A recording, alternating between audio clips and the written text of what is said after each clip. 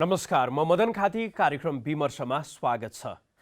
दर्शकवृन्द, सरकारले हिजो मात्र 16 खर्ब 47 अर्ब 57 करोडको बजेट ल्याएको छ र बजेटको विषयमा धेरै कोणबाट, धेरै थरीबाट धेरै टीका टिप्पणी आइराखेका छन्। सबैले जस्तो सृष्टि खास गरी कुण्ड कुण्ड पानी मुण्ड मुण्ड बुद्धि भन्या जस्तो जसरी चाहिँ अहिले प्रतिपक्षले आफ्नो तरिकाले विश्लेषण गर्न खोजिराखेको जस्तो देखिन्छ, त्यस्तै गरी सरकारमा भएकाले एक प्रकारले यसलाई विश्लेषण गर्न खोजिराखेका छन्।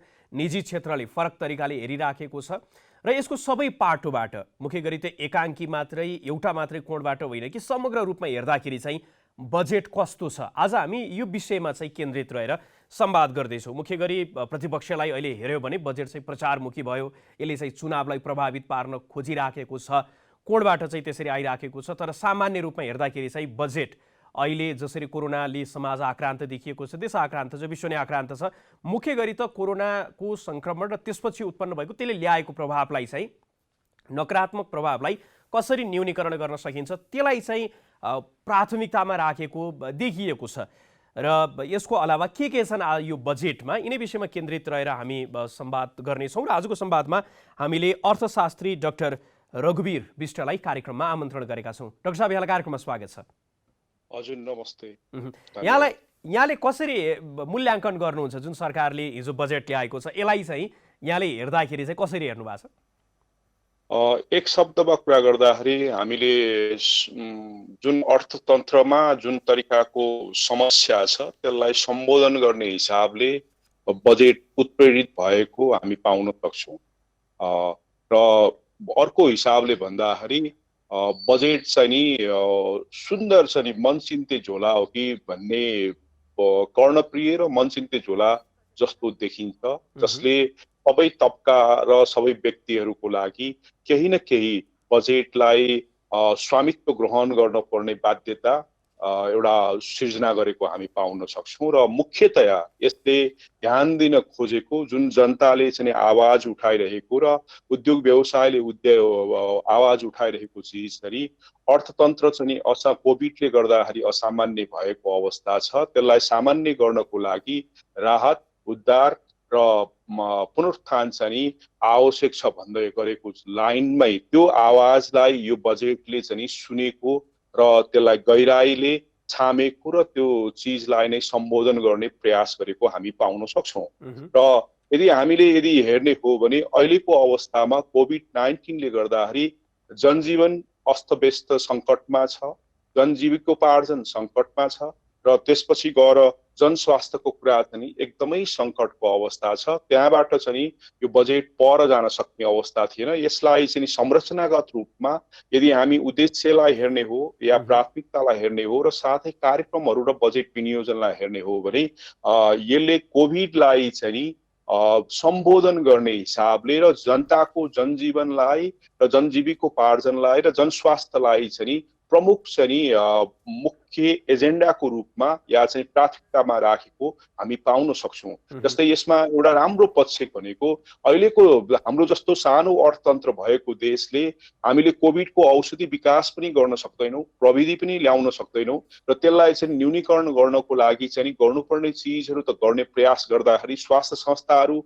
असफल भइरहेको अवस्था, नीतिहरू असफल भएको अवस्था र हाम्रो बजार जुन स्वास्थ्यको बजार छ त्यो पनि असफल भइरहेको अवस्थालाई हाम्रो मुख्य चाहिँ हामीसँग विकल्प भनेको निशुल्क खोप, जनतालाई चाहिँ निशुल्क खोप दिएर चाँडोभन्दा चाँडो चाहिँ हाम्रो सामाजिक र आर्थिक क्रियाकलापलाई या सक्रिय र गतिशील बनाउने काम नै महत्त्वपूर्ण काम हो। त्यसलाई यो बजेटले भापेको छ, जसको लागि चाहिँ 26 अरब रुपियाँको बजेट विनियोजन गरेको छ। अब यसले पुग्छ कि पुग्दैन थाहा छैन, तर जुन आवश्यकता छ देशको 3 करोड जनताको जुन खोप दिएपछि खोप दिनको लागि यसले विनियोजन गरेको छ। यो सबै यसलाई नै टेकेर अरू चाहिँ बजेट चाहिँ सरकारको जुन राजनीतिक र आर्थिक हिसाबमा जुन परिकल्पना र जुन उद्देश्यहरू थियो, जस्तै सुखी नेपाली र समृद्ध नेपालको जुन नारा सरकारले बोक्दै आइरहेको थियो 3 वर्षदेखि, त्यसलाई यसले त्यो जुन चाहिँ कुराहरू छ,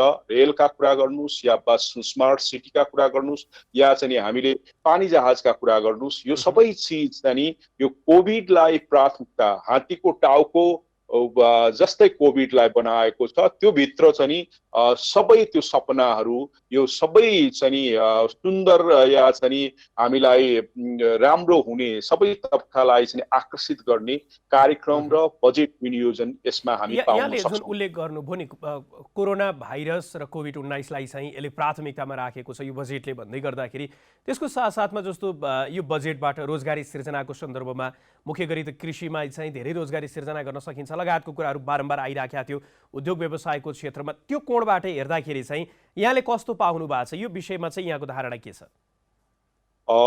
यसो छ, हाम्रो अहिलेको जुन चाहिँ जनस्वास्थ्यले ल्याएको सङ्कट छ, कोभिडले ल्याएको, त्यसमा चाहिँ नि मान्छेको अब हामीले योजना आयोगको तथ्याङ्कलाई पहिलो चरणको अध्ययनलाई हेर्ने हो या हामीले गरेको अध्ययनलाई हेर्ने हो भने 12 लाख मान्छे बेरोजगार भइरहेको अवस्था थियो र 4% चाहिँ गरिबी रेखा मुनि चाहिँ फेरि फसेको अवस्थामा तथ्याङ्क बाहिर आएको पाइन्छ र त्यसलाई पनि यसले भापेको हामी पाउँछौँ। र यो दोस्रो लहरमा कोभिडको लहरले पनि यो चाहिँ बेरोजगारी बढाउने र स्वाभाविक रूपमा अझ जुन चाहिँ मध्यमवर्गीय तल्लो मध्यमवर्गीय वर्गलाई चाहिँ गरिबको रेखा मुनि चाहिँ धकेल्ने काम चाहिँ यसले गर्नेवाला छ। र यो सन्दर्भमा यो बजेटले चाहिँ तपाईँले प्राथमिकतामा हेर्नुभयो भने लोक कल्याणकारी राज्यको चाहिँ उद्देश्य र सामाजिक समन्वयका चाहिँ उद्देश्यहरूलाई चाहिँ ध्यान दिएको हामी पाउँछौँ र त्यसको लागि परिपूर्तिको लागि प्राथमिकतामा चाहिँ श्रम बजारको जुन चाहिँ हामीले पाउन सक्छौँ कि श्रम बजारमा रोजगारी गुमेका र रोजगारी नभएका मान्छेहरूको लागि चाहिँ रोजगारी आश्वस्त गर्ने, उनीहरूको चाहिँ ग्यारेन्टी गर्ने काम चाहिँ प्राथमिकता दिएको हामी पाउन सक्छौँ र त्यही अनुसार उदाहरणको रूपमा चाहिँ केलाई लिन सकिन्छ? प्रधानमन्त्री स्वरोजगार कार्यक्रमको विषयमा योभन्दा अगाडि पनि कुराकानी आइराखेको थियो, अहिले पनि केही बजेट त्यसमा विनियोजन गरिएको छ तर त्यति धेरै प्रभावकारी नभएको लगायतको अहिले पनि 2 लाख रोजगार चाहिँ त्यहाँबाट सिर्जना गर्ने भन्ने कुरा छ। त्यो अलावा चाहिँ अरू के कुरा छन् र त्यसलाई चाहिँ कसरी हेर्ने?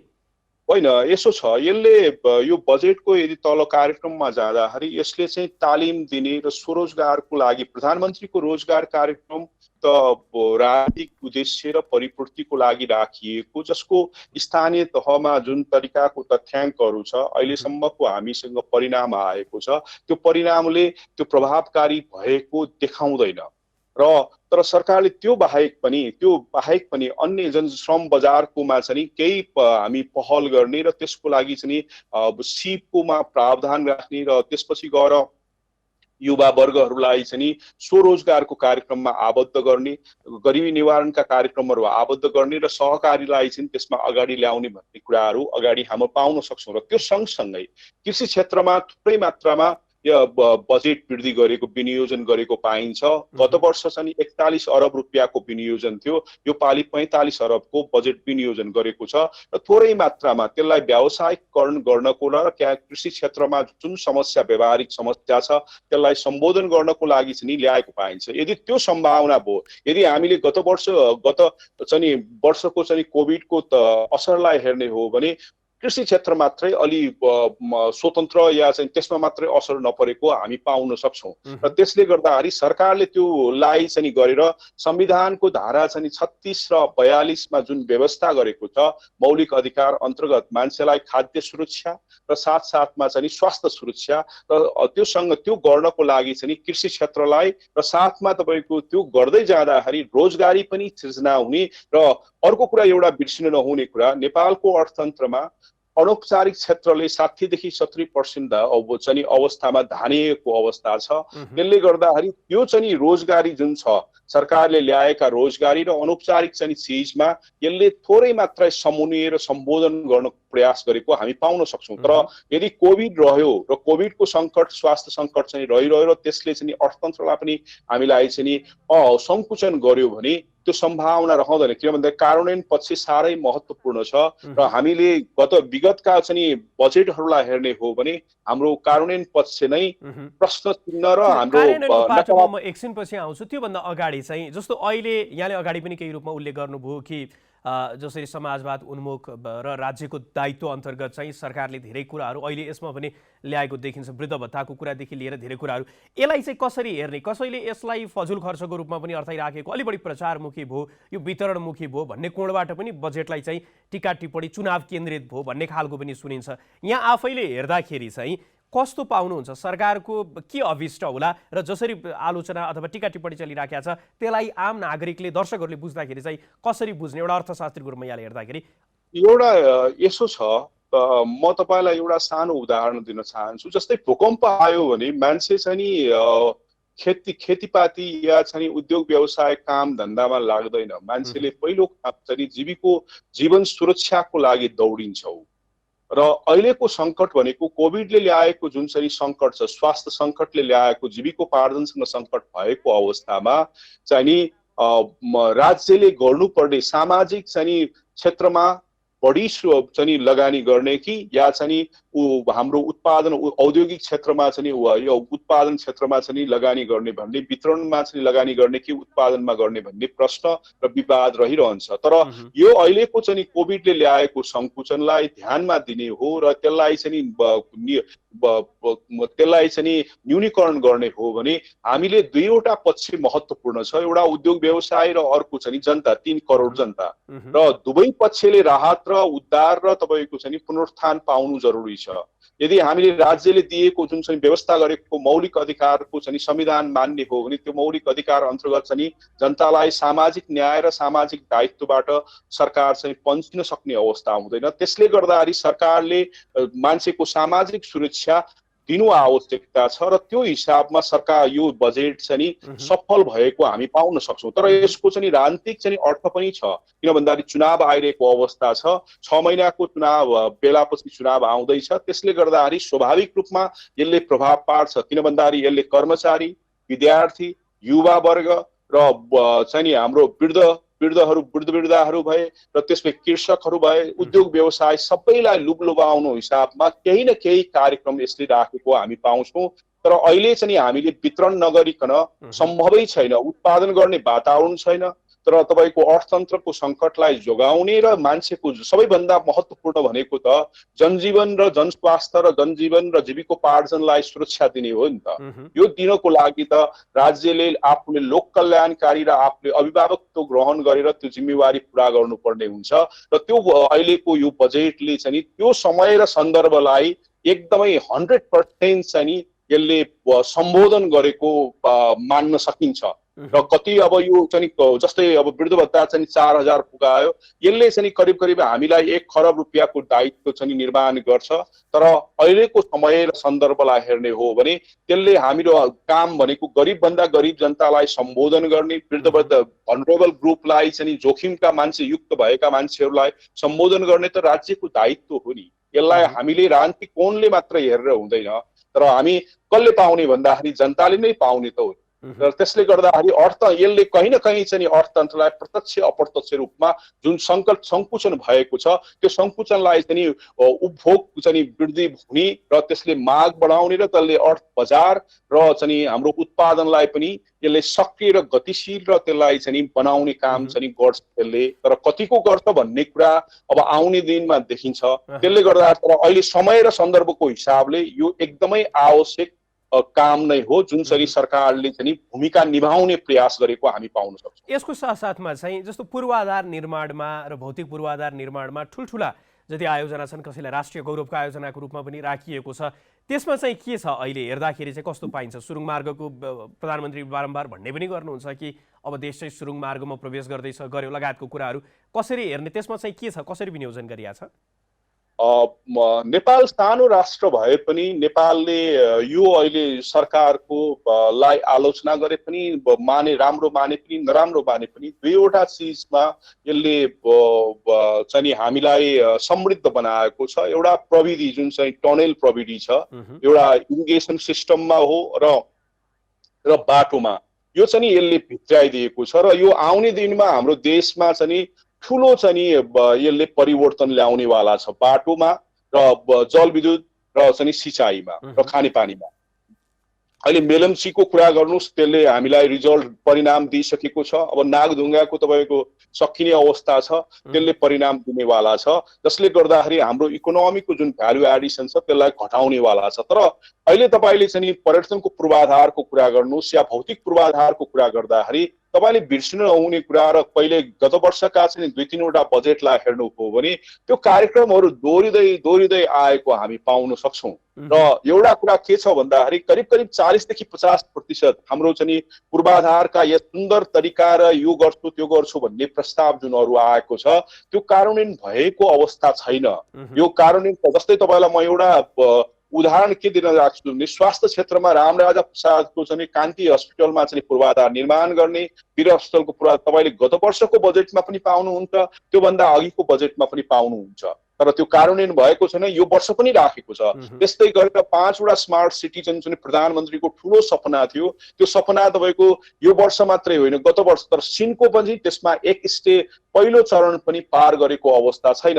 एउटा चाहिँ के अर्थमन्त्रीज्यूले स्रोत र साधन चाहिँ कतिको अहिलेको सङ्कटको अवस्थामा भोलि बजेट कार्यान्वयन गर्नु सकिन्छ कि सकिँदैन, या चाहिँ चालु पुलाई चाहिँ हामी धान्न सक्छौँ कि सक्दैनौँ, त्यो अवस्थालाई हेर्दै गएर यी कार्यक्रमहरू चाहिँ कटौतीमा राख्न पनि मिल्ने र थन्काउन पनि मिल्ने कार्यक्रमहरू र लुभाउन पनि हुने कार्यक्रमहरू राखिएको हामी पाउन सक्छौँ। तर देशलाई समृद्ध बनाउने हो भने पूर्वाधार चाहिँ पहिलो हो भन्ने जुन मान्यता र चाहिँ विश्वास छ त्यसलाई चाहिँ यो बजेटले पनि लिएको छ। तर हाम्रोमा चाहिँ समस्या के छ भन्दाखेरि कार्यान्वयन पक्ष चाहिँ समस्या छ। अब तपाईँले बजेटको संरचनालाई हेर्नु हो भने हामीले साधारण खर्च र गणतन्त्र जुन सङ्घीय प्रदेश र हाम्रो स्थानीय तह धान्नको लागि पनि हामीले करिब चाहिँ ऋण लिनुपर्ने आवश्यकता छ र चालु खर्च धान्न करिब 5% को हाम्रो अहिलेको अनुमानित चाहिँ राजस्वले चालु खर्च चाहिँ 5% चाहिँ धान्दैन। त्यो भन्नुको अर्थ तपाईँ ऋण लिएर नै त्यसलाई चलाउनु पर्ने अवस्था छ।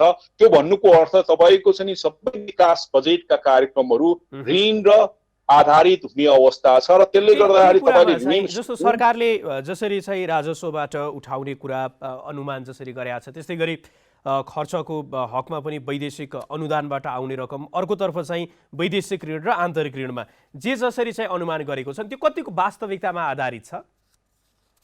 राजस्वको सवालमा चाहिँ यदि हामीले आर्थिक सर्वेक्षणलाई हेर्ने हो भने जुन लक्ष्य चाहिँ हासिल गर्ने प्रयास गरेको हामी पाउन सक्छौँ। त्यसले गर्दाखेरि त्यो भनेको 90% या 95% भयो भने पनि 10 खरब 24 अरबको अनुमान गरेको छ। यदि कोभिड चाहिँ चाँडोभन्दा चाँडोसम्म यो कमजोर न्यूनीकरण हुँदै गयो, व्यवस्थापन हुँदै गयो भने हामीले त्यो लक्ष्य हासिल गर्न सक्छौँ। त्यसको चाहिँ किन भन्दाखेरि हाम्रो त आयातमुखी चाहिँ राजस्वको प्रणाली छ र त्यसले गर्दाखेरि आयात जति बढ्यो र आयातमा चाहिँ जति सुधार, कर प्रणालीमा जति सुधार भयो, मूल्याङ्कनहरू जति सुधार भयो, त्यो कर चाहिँ राजस्वको लक्ष्य पनि हामीले हासिल गर्न सकिने अवस्था हुन्छ। जस्तै मैले तपाईँको भैरवाको चाहिँ कस्टम अफिसमा भन्सारमा चाहिँ हामी घुम्न गएका थियौँ। त्यहाँ तपाईँको लक्ष्यभन्दा बढी चाहिँ उल्लेख राजस्व उठाएको अवस्था छ। वो सबै विद्युतीकरणको हिसाबले हेर्न मिल्ने रहेछ र त्यसले गर्दाखेरि आयात चाहिँ जति बढ्ने भयो त्यति चाहिँ हामी राजस्वको लक्ष्य प्राप्त गर्न। तर अनुदान र तपाईँको ऋणको सवालमा अहिले विश्वभरि नै हाम्रो कोभिडले गर्दाखेरि सबै देशका अर्थतन्त्रहरू चाहिँ गाजाङ भएको र सङ्कुचनमा गएको अवस्था छ। तैपनि तपाईँको चाहिँ नेपाललाई माया गर्नुपर्छ भन्ने हिसाबले दिइरहेको अवस्था छ। तर अनुदान चाहिँ कम हुँदै ऋणमा चाहिँ उसले ट्रान्सफर भइरहेको अवस्था हामी पाउन सक्छौँ। तर समस्या के छ भन्दाखेरि अनुदानको विषयमा नेपालले जुन तरिकाको आर्थिक कूटनीति 70 चाहिँ वटा चाहिँ एम्बेसीबाट गर्नुपर्ने त्यो भइरहेको अवस्था छैन। हामीले एम्बेसडर जुन मान्छेहरूको नियुक्ति गरिरहेका छौँ त्यो नियुक्ति राजनीतिक रूपमा र हामीलाई देशको चाहिँ जुन नीति छ त्यसलाई चाहिँ बाहिर लगेर प्रभाव पार्ने हिसाबमा भइरहेको हामी पाउँदैनौँ र राजनीतिक चाहिँ खिचातानीमै र राजनीतिक चाहिँ नेताहरूलाई व्यवस्थापन गर्नको लागि नियुक्ति गरेको कारणले गर्दाखेरि अनुदान चाहिँ अहिले हाम्रो चीन र भारतमा सीमित भइसकेको छ। हाम्रो अर्थ चाहिँ हाम्रो चाहिँ कूटनीतिक चाहिँ सम्बन्धहरू, त्यसले गर्दाखेरि त्यो अलि चाहिँ सँग जति राखेको छ गत वर्ष पनि आएको थिएन, यो वर्ष पनि आउने सम्भावना छैन। र वैदेशिक ऋण पनि हामीले विकास चाहिँ विश्व बैंक र एसियाली विकास बैंक हो र त्यसको लागि पनि जुन तरिकाले हाम्रो देशले चाहिँ हाम्रो सुशासन स्थापना गरेर भ्रष्टाचारलाई न्यूनीकरण गरेर आर्थिक चाहिँ सूचाङ्कहरूलाई चाहिँ एकदमै व्यवस्थित गरेर राजनीतिक रूपमा पनि यसलाई चाहिँ आफ्नो गरिमायुक्त चाहिँ बनाउने हिसाबमा त्यति गरेको देखिँदैन। त्यसकारणले गर्दा त्यहाँ पनि सङ्कटको अवस्था नै हामी पाउन सक्छौँ। तर आन्तरिक यो ऋणको अवस्था आयो र यहाँले जुन वैदेशिक ऋण आन्तरिक ऋणकै कुरा वैदेशिक अनुदानको कुरा त्यो हुँदै गर्दाखेरि जे सरकारले अहिले बजेटमा विनियोजन गरेको छ त्यसमा चाहिँ कहाँनिर त्यसले असर गर्छ? फेरि भोलिको दिनमा स्रोतको अभाव हुँदै गर्दाखेरि त स्रोत नै नभएपछि खर्च कसरी गर्ने त्यो कुरा पनि आउला, कसरी व्यवस्थापन होला त? त्यसको चाहिँ प्रत्यक्ष असर चाहिँ विकास बजेटमा असर गर्छ। तपाईँले वित्तीय व्यवस्थापनमा नियन्त्रण गर्न सक्नुहुन्न, चालु खर्च जुन चाहिँ प्रशासनिक खर्चहरू छ त्यसलाई नियन्त्रण गर्न सक्नुहुन्न। नियन्त्रण गर्न सक्ने भनेको प्रदेश र चाहिँ हाम्रो स्थानीय निकायहरूलाई जुन अनुदान दिन्छौँ त्यहाँ चाहिँ थोरै मात्रामा नियन्त्रण र हाम्रो विकास बजेटमा चाहिँ एकदमै प्रत्यक्ष असर पर्छ। यसको चाहिँ परिणाम हामीले 8 महिना भइसक्दाखेरि पनि अहिले 35% मात्रै उपलब्धि हासिल गर्न सकेको छ र यो चाहिँ यो वर्ष गत वर्षको मात्रै होइन, हामीले प्रत्येक चाहिँ वर्षहरूको बजेटहरूलाई केलाउने र कार्यान्वयन गर्नेको त्यसको चाहिँ पुँजीगत खर्चलाई हेर्ने हो भने 50% पनि हामीले नगाउन सकेको अवस्था छैन। सरकारलाई आलोचना चाहिँ गरेको हुन्छ, त्यसको क्षमता पनि छैन। तर अर्को कारण के पनि छ भन्दाखेरि यो चाहिँ हामीले चाहिँ स्रोत र साधनको व्यवस्थापन गर्न नसकेको कारणले गर्दा पनि बजेटको क्रियाकलापहरू खुम्चेको अवस्था छ। त्यसको प्रत्यक्ष असर कहाँ छ भन्दाखेरि पूर्वाधारमै पर्ने देखिन्छ। पर्यटनको जस्तै पार्क बनाउने तपाईँको पार्क चाहिँ क्यान्सल हुन सक्छ र पूर्वाधार निर्माणका जति कार्यक्रमहरू कृषिमा होस् या स्वास्थ्यमा होस् या चाहिँ यो भौतिक पूर्वाधारमा होस् या पर्यटन पूर्वाधार सबै चाहिँ काटिने अवस्था हुन्छ र त्यो चाहिँ हामीले त्यसले गर्दाखेरि 50% कार्यक्रम चाहिँ अनि निरन्तर गत वर्षकै निरन्तर चाहिँ हुँदै आउने सम्भावना पनि भइरहेको चाहिँ हामीले पाउन सक्ने कारण चाहिँ पुँजीगत खर्च नहुँदै गर्दाखेरि त्यहाँ कारणहरूमा धेरैले हाम्रो निर्माण क्षमताको निर्माण व्यवसायको क्षमताको कुरा, ऐन नियमको कुरा, सरकारकै नियमनको कुरा औँलाइराख्दाखेरि कतै न कतै त्यो स्रोत व्यवस्थापन नहुँदाखेरि पनि बाहिर बुझाइ त के छ भने सरकारसँग पैसा छ तर खर्च गर्न नसकिराखेको जस्तो पनि बुझ्ने गरिन्छ। तर त्यो मात्रै नभएर त्यो स्रोत नै व्यवस्थापन नगरेका कारणले गर्दाखेरि पनि त्यो पुँजीगत खर्च जति सोचिन्छ त्यो अनुरूप नहुँदो रहेछ। त्यसरी बुझ्दा ठिक हुन्छ? एकदमै किन भन्दाखेरि त विकास सबै पुँजीगत खर्च त बाहिरी स्रोतमा ऋणमा राख्नु भएको छ नि त। त्यो त अब ऋण त चाहिँ नि जस्तै आन्तरिक ऋण चाहिँ नि देशको अर्थतन्त्र राम्रो छ भनेको तपाईँले व्यवस्थापन या त्यसको चाहिँ परिचालन गर्न सक्नुहुन्छ। वैदेशिक ऋणहरू र बाहिरी या चाहिँ बहुराष्ट्रिय चाहिँ ऋणहरू पनि तपाईँको प्रोजेक्टहरू राम्रो हो र भन्यो। अब तपाईँले हेर्नुभयो भने गत वर्षको हेर्दाखेरि 3 खरब रुपियाँ ऋण लिएकोमा 1 खरब 50 अरब जस्तो लाग्छ मलाई त्यो चाहिँ चालु खर्चमा खर्च गरेको पाइन्छ। सरकारले विकासको लागि लिएको ऋण पनि हामीले चाहिँ प्रदेश सरकारको चालु खर्च, स्थानीय सरकारको चालु खर्चको लागि खर्च गरे। किन भन्दा 84-85% चाहिँ चालु खर्च प्रदेश सरकारको र स्थानीय सरकारको चाहिँ हाम्रो बजेटमा राखिएको हामीले पाउन सक्छौँ। त्यो पनि यो हाम्रो आन्तरिक राजस्वले धान्नेवाला छैन। किन भन्दाखेरि अब कोभिड जति लामो हुन्छ, आयातहरू चाहिँ जति हाम्रो चाहिँ त्यसमा अवरोधहरू उत्पन्न हुन्छ त्यति हामी राजस्वको लक्ष्य हासिल गर्नलाई त गाह्रो हुन्छ नि त। र त्यसपछि गएर अहिले तपाईँले हेर्नुभयो भने हामीले वित्तीय नीतिको आधारबाट मान्छेलाई चाहिँ कर छुट दिइरहेका छौँ या चाहिँ छुटका कार्यक्रम त्यसमा चाहिँ उद्योगको लागि भयो, कृषिको भयो र सबै चाहिँ भन्सारमा भए, अन्तशुल्कमा भए, आयमा भए त्यो छुट दिँदाखेरि त अझ तपाईँको चाहिँ स्रोत र साधन चाहिँ कमी हुने अवस्था त सिर्जना हुन्छ नि त। त्यसपछि तपाईँको ऋणमै भर पर्नुपर्ने हुन्छ। ऋण चाहिँ नि तपाईँको क्षमता कति छ, तपाईँको विश्वसनीयता कति छ र तपाईँले चाहिँ अरूमा निर्भर गर्नुपर्ने हुन्छ नि त त्यो त। र त्यसले गर्दाखेरि अनि विकास बजेट चाहिँ एकदमै साँगुरिने, तपाईँले चाहेको गर्न नसकिने, त्यो भनेको यसको चाहिँ पूर्वाधारमै यसको असर पर्ने हो। यसले चाहिँ हामीलाई पुर्याउँछ कहाँ त? जब हामीले ऋण खोजेर त्यो उत्पादनमुखी अथवा उत्पादनमा नलगाएर हामीले चाहिँ त्यसलाई खर्च गर्नेमा लगाउँछौँ भने त्यसले अर्थतन्त्रलाई कुन दिशातर्फ उन्मुख गराउँछ त? हाम्रो सैद्धान्तिक रूपमा हामी अर्थशास्त्रीहरू या अर्थतन्त्र बुझेका मान्छेहरू कुनै पनि ऋण लिएर तपाईले चाहिँ चालु खर्च धान्नु हुँदैन।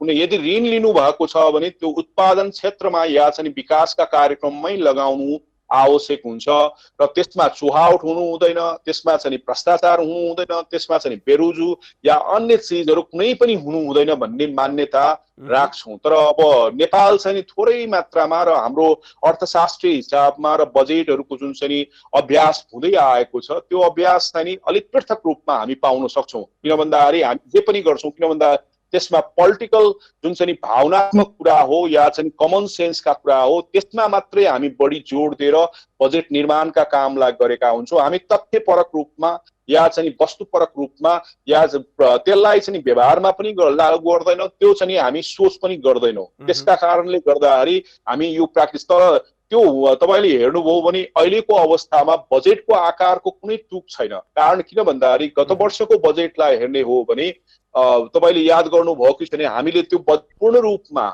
चाहिँ कार्यान्वयन गर्न सकेनौँ र त्यसले के भन्छ भन्दाखेरि तपाईको क्षमता छैन, तपाईले स्रोत र साधनको व्यवस्थापन भएको छैन र तपाईले त्यहाँ चाहिँ चुहावट छ र अन्य चाहिँ अपराधकारी कार्यक्रमहरू क्रियाकलापहरू छ र संस्थाहरू चाहिँ असफल छ त्यो भन्ने कुरा हो नि त। तर हाम्रो यो अहिलेको चाहिँ बजेटमा त्यसलाई अनुसरण गरेको हामी पाउँदैनौँ। किन भन्दाखेरि जबसम्म हामीले बजेट निर्माण गर्ने चाहिँ समूह भए र अर्थमन्त्रीज्यू भए र सल्लाह दिने मान्छेहरू सहित मान्छे जिम्मेवार चाहिँ हुँदैन, त्यहाँ बैठकमा गएर सल्लाह पनि दिएको हुन्छ, बाहिर आफैले सल्लाह दिएको त्यही बजेटलाई चाहिँ आलोचना पनि गरिरहेको हुन्छ, त्यसको स्वामित्व ग्रहण गरेको हामी पाउँदैनौँ।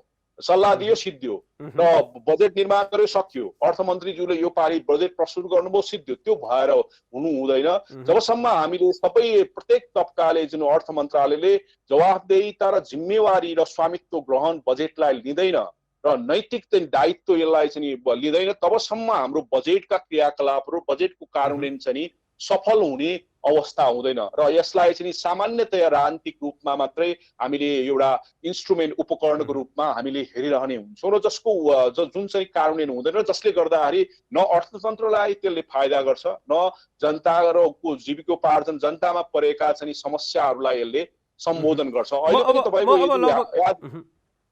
म अब लगभग कार्यक्रमको अन्तिमतर्फ छु। अन्तिममा चाहिँ यहाँले अगाडि औँला पनि भयो, अहिले चाहिँ हामीले झन्डै झन्डै 16 खर्बको बजेट 16.5 खर्बको बजेट जुन अहिले आएको छ, विगतको वर्षलाई हेऱ्यो भने झन्डै 11 खर्बको हाराहारीमा चाहिँ खर्च गर्न त्यति पनि नसकेको भन्ने कुरा पनि अर्कोतर्फ छ। यहाँले आकारकै विषयमा त्यो प्रश्न पनि उठाइराख्नु भएको छ।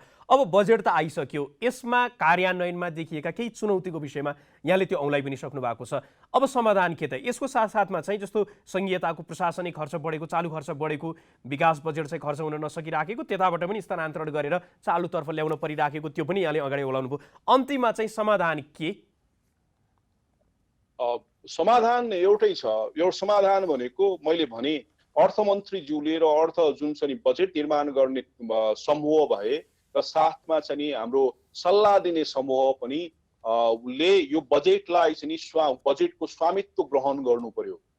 त्यो भनेको स्वामित्व ग्रहण गरिसकेपछि प्रतिबद्धता आउँछ, प्रतिबद्धता आइसकेपछि कार्यान्वयन गर्ने हिसाबमा आफ्नो प्रतिबद्धता आइसकेपछि कार्यान्वयन हुने यो यसमा हुन्छ। अर्को कुरा अर्थमन्त्रीज्यूले पनि तपाईँको 8 घण्टा समय दिइरहेको छ भने त्यसमा चाहिँ 7 घण्टा समय या 6-7 घण्टा समय राजनीतिक क्रियाकलापमा मात्रै दिनुभयो भने यो बजेट कार्यान्वयन हुन सक्दैन। लिडरसिप जहिले पनि तपाईँको चाहिँ उसले 80-90% समय या त्योभन्दा बढी समय चाहिँ यो बजेटको कार्यान्वयन पक्षको लागि यदि दियो भने यसले यो बजेट पनि कार्यान्वयन भएर सबै एक स्टेपमा सबै चिज क्रियाकलापहरू चाहिँ अगाडि बढ्दै गयो भने यसले चाहिँ अर्थतन्त्रमा परेको जनजीवनमा परेका समस्याहरू जे ल्याएको छ त्यो कार्यान्वयन हुँदै त्यसले प्रभाव परिणाम दिन थाल्छ। जस्तै अहिले भन्नुस् न, यसमा पहिलो काम चाहिँ जुन कोभिडको राखेको छ, 1 हप्ता 2 हप्तामा तपाईले चाहिँ कोभिड वा खोप चाहिँ विश्वमा जहाँ कहीँ खोजेर 3 करोड चाहिँ युनिट तपाईले ल्याउन सक्नुभयो र नेपालमा चाहिँ 15-20 दिनमा यो चाहिँ सिद्ध्याउन सक्नुभयो भने कार्यान्वयन भयो र तपाईले चाँडोभन्दा चाँडो आर्थिक क्रियाकलाप र खुल्ला सामाजिक क्रियाकलापहरू खुल्ला गर्न सक्नुहुन्छ। र त्यो गर्न साथै यसले राजनीतिक रूपको चाहिँ चुनावमा पनि प्रभाव पार्ला। अर्को कुरा चाहिँ देशको अर्थतन्त्रको जुन चाहिँ सङ्कट छ त्यसलाई समाधान गर्नतिर पनि जान्छ र साथै यो बजेट कार्यान्वयनतिर पनि जान्छ। यदि कोभिडको सङ्कट छ र यसलाई चाहिँ नि हामीले लकडाउन गरिरहनु पर्ने भयो भने यो चाहिँ नि जुन बजेट हामीले ल्यायौँ त्यो बजेटै कार्यान्वयन हुन सक्दैन नि। त्यसको चाहिँ नि संस्थाहरू र त्यसको क्रियाकलापहरू जुन चाहिँ बजेटका स्रोत र साधनको परिचालनका कुरा हुन्, विनियोजनका कुरा गर्नुहोस् या त्यसको चाहिँ नि कार्यान्वयनका पक्ष जुन ग्रासरुट लेभलमा छ त्यो पनि गर्न नसकिने हुन्छ। त्यसले गर्दाखेरि पहिलो काम चाहिँ त्यसले समाधान दिन्छ। र दोस्रो कुरा चाहिँ जे कुराहरू राखेको छ, प्रस्ताव गरिएको छ यो बजेटमा, त्यसको लागि चाहिँ इमानदारीता साथ जुन स्वार्थ समूहको चाहिँ हिसाबमा नलागिकन यो मेरो जिम्मेवारी हो, यो म कुनै पनि हालमा पार्टी नभनिकन या स्वार्थ समूह नबनिकन या चाहिँ त्यसमा चाहिँ प्रभाव गर्ने चाहिँ व्यक्तिहरूको नबनिकन यसलाई कार्यान्वयनतिर लाग्नु सक्नुभयो भने चाहिँ त्यसको लागि चाहिँ आर्थिक सुशासन एकदमै आवश्यक हुन्छ।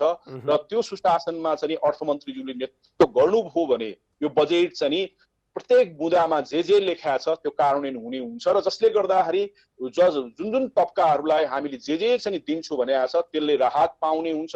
र कोभिडले गर्दाखेरि जनजीवनले असर परेका मान्छेहरूले पनि श्रमको हिसाबमा उनको रोजगारी ग्यारेन्टी हुन्छ र विद्यार्थीहरू भए, कृषकहरू भए, तिनीहरूले पनि चाहिँ एउटा राहत पाउने सम्भावना हुन्छ जनताले।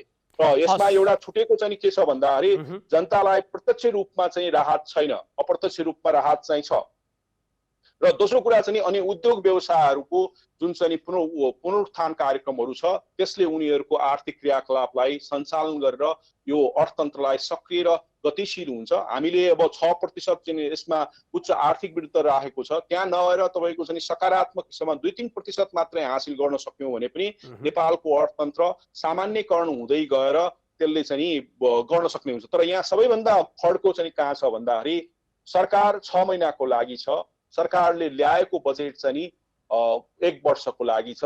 त्यसले गर्दाखेरि अब भोलि 6 महिनापछि ओभर कन्फिडेन्स छ कि चुनाव भएपछि चुनाव भयो र सरकार फेरि यही आयो भने भन्ने हिसाब पनि हुन सक्छ। नभयो भने तपाईँको चाहिँ के हुने भन्ने अर्कोले जिम्मेवारी लिन्छ कि लिँदैन भन्ने कुरा महत्त्वपूर्ण पाटो छ।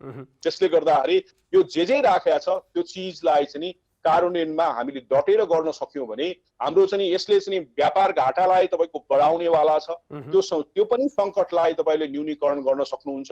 रोजगारीको अहिले समस्या र गरिबीको समस्या छ, ती समस्याहरूलाई यसमा चाहिँ थोरै मात्रामा सम्बोधन गर्ने प्रयास गरेको छ। ती चिजलाई पनि अप्रत्यक्ष रूपमा र प्रत्यक्ष रूपमा हाम्रो आर्थिक क्रियाकलापहरू वृद्धि भएर गइसकेपछि त्यसलाई न्यूनीकरण गरेर हाम्रो समग्र रूपमा हामीले यो वर्ष गर्न नसकौँला तर केही मात्रामा हामीले चाहिँ अर्थतन्त्रका सङ्कटहरू र सम्बोधनहरूलाई सङ्कटलाई चाहिँ सम्बोधन गरेर अर्थतन्त्रलाई सामान्यकरण गर्ने बाटोमा चाहिँ हामी जान सक्ने अवस्था हुन्छ। तर यो बजेट चाहिँ संरचनागत रूपमा हामीले चाहिँ कौशलतापूर्ण चाहिँ ल्याएको र सबै तबकालाई चाहिँ खुसी बनाउन ल्याएको हामी पाउन सक्छौँ। हस्, यहाँले आफ्नो महत्त्वपूर्ण समय हामीलाई उपलब्ध गराइदिनु भयो। यहाँको महत्त्वपूर्ण समय र यो महत्त्वपूर्ण विचारको लागि यहाँलाई धेरै धेरै धन्यवाद। हस्, धन्यवाद।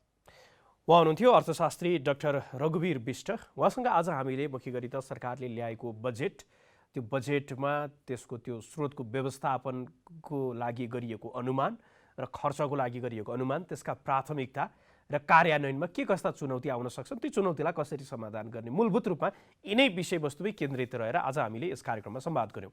आजको लागि कार्यक्रम विमर्शलाई निर्धारित समय सकिएको छ। जनताद्वारा जनताका लागि प्रसारित जनता टेलिभिजन हेरिरहनुहोस्। नमस्कार।